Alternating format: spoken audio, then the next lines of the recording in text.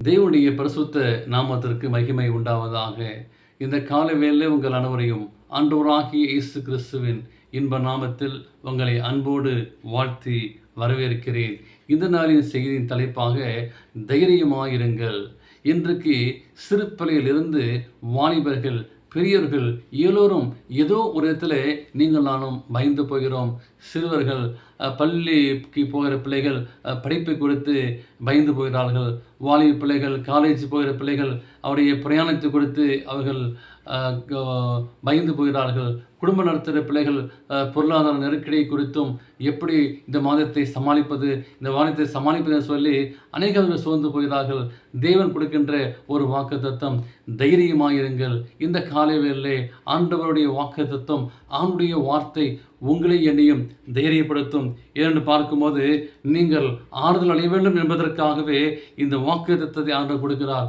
யாக்கோபுடைய அந்த இக்கட்டு காலத்திற்கு முன்பாக அநேக சிறு பிள்ளைகள் எடுத்துக்கொள்ளப்பட்டு இருப்பதை கிறிஸ்து அங்கே எலன்ஸ்வைட் என்ற அந்த தீர்க்கதரிசிக்கு ஆண்டவர் காண்பித்தார். அந்த பரலோக அந்த சன்னிதானத்திலே அவர் மறுபடியுமாய் காணுவோம் என்று சொல்லி கிறிஸ்துவை விசுவாசித்து எதற்கும் பயப்படாமல் தைரியமாயிருங்கள் என்று சொல்லி நாம் வாசிக்கிறோம். எனவே தேவனுக்கு பிரியமான பிள்ளைகளே, நீங்கள் நானும் எப்படி வாழ வேண்டும், தைரியமாய் எப்படி இருக்க வேண்டும் சொல்லி இங்கே வாசிக்கும்போது நான் அதிகமாய் நேசிக்கிறதற்கு பிள்ளைகள் நம்மை விட்டு பிரிந்து போகிறார்கள்.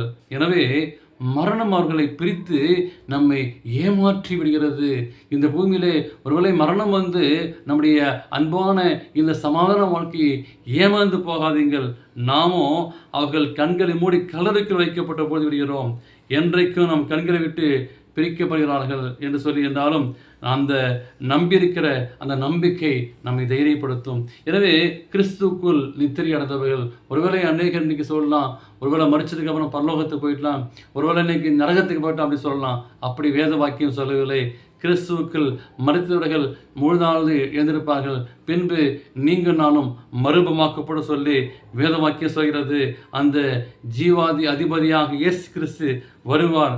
எண்ணிலடங்கா தூதர்களோடு அவளோடு கூட வருவார்கள். அப்பொழுது அவர்கள் அந்த மரணத்தின் கட்டுகளை அறுத்து பாதாளத்தின் வல்லமையை தரித்து போடுவார். அவருடைய பரிசுத்த ஜனங்கள் சுகத்தோடும் அழியக்கூடாத சரீரத்தோடும் வெளியே வருவார்கள். அப்படிப்பட்ட ஒரு நம்பிக்கையை தேவன் நமக்கு தருகிறார். ஒருவேளை மரணம், துக்கம், கஷ்டம் இவையெல்லாம் நம்மளை பிரிக்கலாம். ஆனாலும் ஒரு தேவன் இருக்கிறார். அந்த தேவன் கர்த்தாதி கர்த்தராகிய இயேசு கிறிஸ்து இந்த பூமிக்கு வெகு சீக்கிரமாய் வரப்போகிறார். உங்களை தைரியப்படுத்திக் கொள்ளுங்கள்.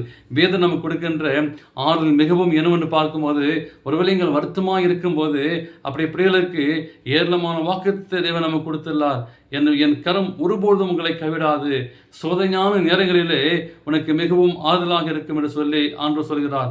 எனவே அவரை நாம் பிடித்துக் கொள்வோம், அவரை உறுதியாய் நாம் பற்றிக்கொள்வோம். அப்படியேப்பட்ட ஆசீர்வாதத்தை ஆண்டவர் நமக்கு தர சித்தமாக இருக்கிறார். எனவே அந்த ஆசீர்வாதத்தை நாம் காலவேளை பெற்றுக்கொள்வோம்.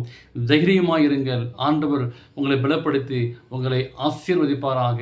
ஆமேன்.